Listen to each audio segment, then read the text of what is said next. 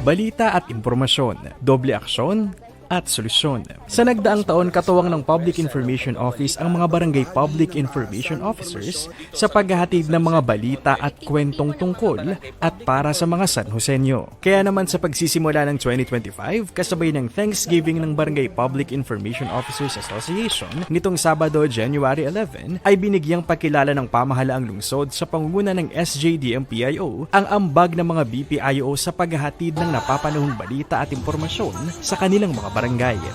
Naging makabuluhan po yung 2024 hindi lang sa PIO, kung hindi sa lahat ng mga miyembro ng BPIO. So we hope marami mang pagsubok, marami man tayong pinagdaanan, naging successful pa rin tayo at napagtagumpayan natin yung 2024. Kaya ready na tayo na harapin yung 2025. Mula sa top 5 most active at most followed barangay Facebook page at most active BPIO, kinilala rin ng mga BPIOs na nagpakita ng galing sa pagkikwento gamit ang kanilang mga stand-upper. Yung award, nagulat ako, unexpected siya sa akin kasi alam ko naman na lahat ng kapwa ko BPIO is doing their best. Kaya yung award hindi ko siya in-expect kasi ang alam ko lang sarili ko, ginagawa ko lang yung trabaho ko. Para, syempre, hindi lang para sa barangay namin, kundi pati yung buong San Jose del Monte is makilala, di ba?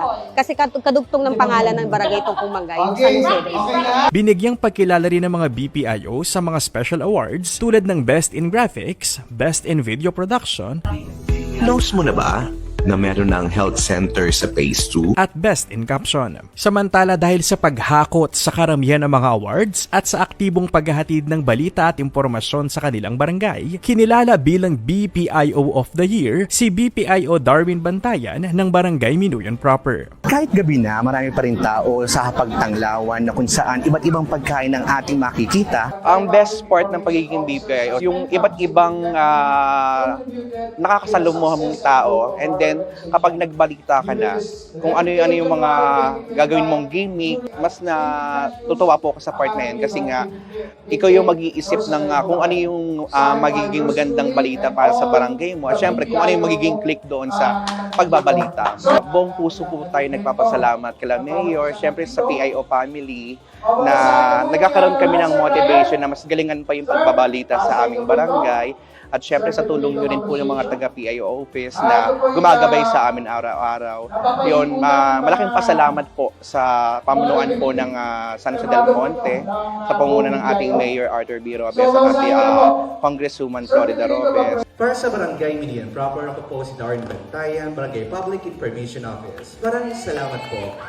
Sa pamumuno ni BPIO Association President Eric Licardo, lubos ang pasasalamat ng samahan sa patuloy na suporta ng doble aksyon na naghatid ng asensong ramdam ng 62 barangay sa lungsod. Kumbaga binigyan nila ng pagpapahalaga sa pangunguna po ng ating head ng PIO, Public Information Office, Sir Brian Ocampo, nabigyan po ng pagpapahalaga at nabigyan po ng magandang channel yung bawat barangay para po maiparating sa ating mga constituent, yung mga magandang nangyayari sa ating lungsod.